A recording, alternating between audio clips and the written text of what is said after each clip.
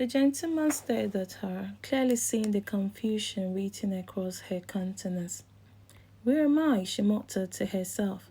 He stepped closer, intending to explain the situation, but his movement left her with a mix of fear and excitement.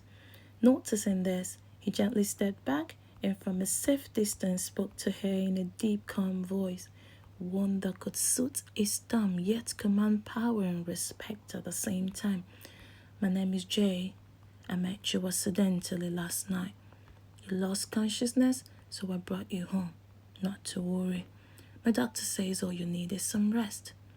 Jane, still confused, kept staring at the CEO. This time her expression was harder to read. Mixture of uncertainty, pain, admiration, tiredness, anger, each emotion flashing across her face within seconds.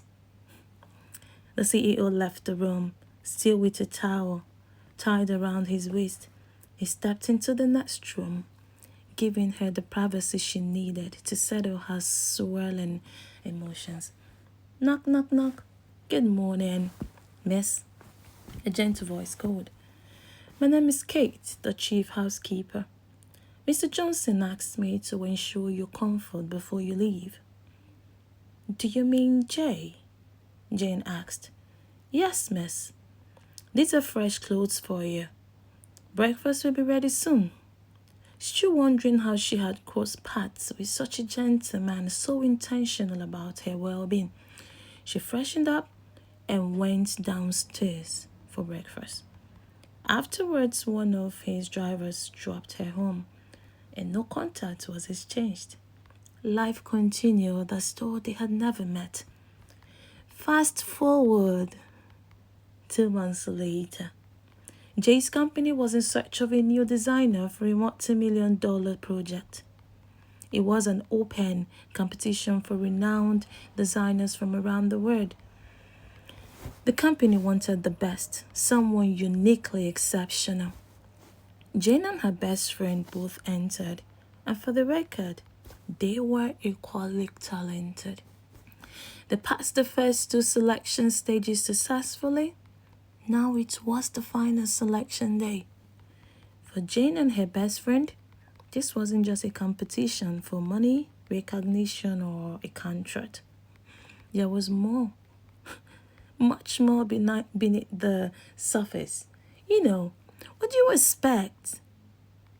After all, the best friend snatched the husband from her.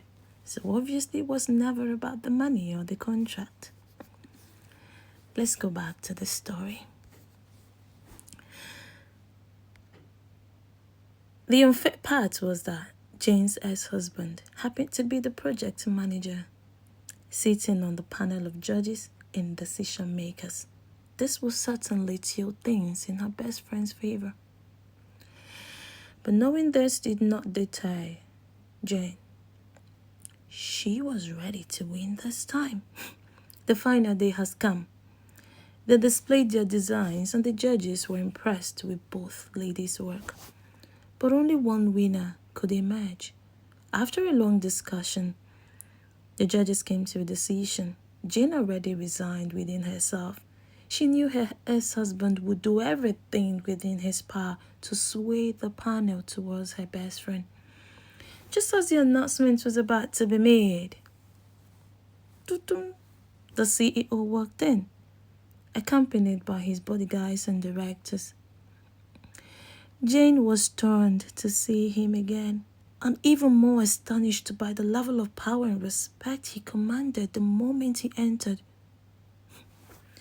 He was introduced as the CEO of the biggest company in the country and one of the top 5 in the world.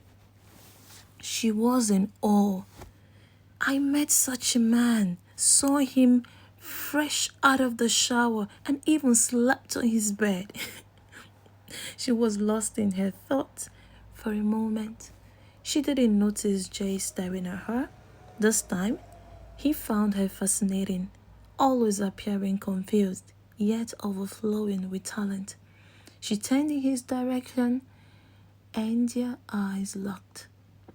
held in each other's gaze for what felt like eternity.